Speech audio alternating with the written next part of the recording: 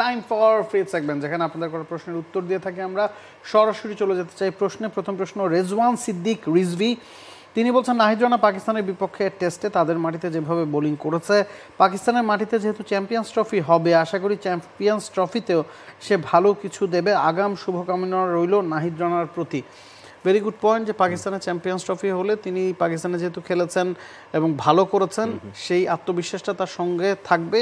কথা হচ্ছে champions trophy পাকিস্তানে হবে কিনা, এটা একটা বড় পয়েন্ট। এবং সেই সঙ্গে রাওয়ালপিন্ডিতেই শুধুমাত্র নাহিদ রানা বল করেছেন, পাকিস্তানের অন্য মাঠগুলো করাচি, লাহোর, সেখানেও তো চ্যাম্পিয়ন্স ট্রফির ম্যাচ হবে, সেখানে তিনি কেমন করবেন সেটা দেখার বিষয়। এবং নাহিদ রানা অবশ্যই বাংলাদেশের ইয়াং ট্যালেন্ট, তিনি সম্প্রতি বাংলাদেশের দলের একজন ভাইটাল মেম্বার হয়ে দাঁড়িয়েছেন, সেই শুভকামনা তো নিশ্চয়ই তার প্রতি থাকবে। এবং চ্যাম্পিয়ন্স ট্রফির এই বর্তমান ঘেরাটোপে মনে হচ্ছে যে খানিকটা সংশয়ে পড়ে যাচ্ছে, কিন্তু আমার কাছে মনে হয় যে পাকিস্তান, ইন্ডিয়া এবং অন্য দল সবাই আসলে সহাবস্থানে এসে পাকিস্তানি চ্যাম্পিয়ন্স ট্রফির হবে, এরকম আমরা আশা করতেই পারি। পরের কমেন্ট রাকিবুর রহমান তুষার, তিনি বলছেন আশা করি ভালো কিছু হবে এবার।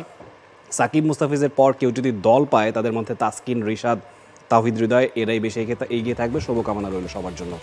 তিনি সম্ভবত আইপিএলের কথাই বলছেন না?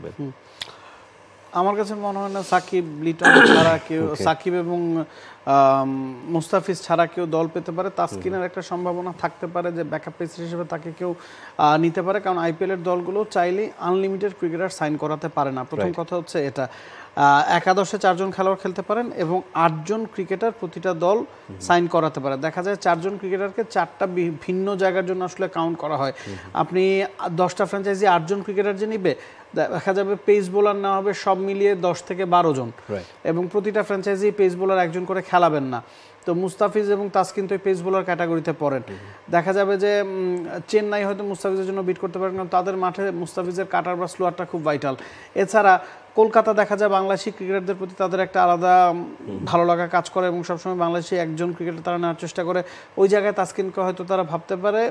আর সাকিবের কথা আমরা আসলে বলছিলাম যে এর আগের মৌসুমে তিনি পুরো সিজনের জন্য হয়তো অ্যাভেলেবেল ছিলেন না, বা এর আগের মৌসুমে বাংলাদেশ ক্রিকেট বোর্ড তাকে পুরো সময়ের জন্য এনওসি দেয়নি। পুরো সময়ের জন্য অ্যাভেলেবেল থাকাটা খুব গুরুত্বপূর্ণ।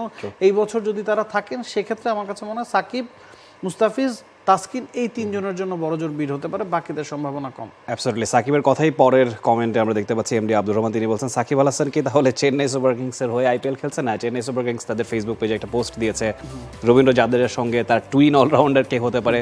প্রতিকৃতিটা দেখে মনে হচ্ছে সাকিব আল হাসান, বাট প্রতিকৃতিটা সাকিব আল হাসানেরই। এটা একটা মার্কেটিং স্ট্র্যাটেজিও হতে পারে, কারণ তারা সবাই জানে যে বাংলাদেশের ক্রিকেট প্রেমীরা এই জিনিসটা নিয়ে উঠে পড়ে লাগবে। এবং যদি চেন্নাই সাকিবের জন্য বিট করতে পারে, এর কারণ চেন্নাই মহেন্দ্র সিং ধোনি সবসময় ওই দলটা পরিচালনা করে থাকেন, এবং তিনি সবসময় অলরাউন্ডার হেভি একটা দল চালান, যেখানে তিনি নিজে 7 বা 8 নম্বরে ব্যাটিং করেন, এবং ব্যাটসম্যান যারা বোলিং করতে পারেন, বোলার যারা ব্যাটিং করতে পারেন, তাদেরকে একটা প্রাধান্য দেওয়া হয়। সে কারণেই সাকিবের জন্য তারা বিট করতে পারে, কারণ এখনও তিনি one of the finest allrounder. তাকে পুরো সিজনের জন্য পাওয়া গেলে চেন্নাইয়ের মাটিতে, যেখানে স্পিনাররা ডমিনেট করে, সেই জায়গার জন্য চিন্তা করে হলেও সাকিবের জন্য চেন্নাই বিট করতেই পারে।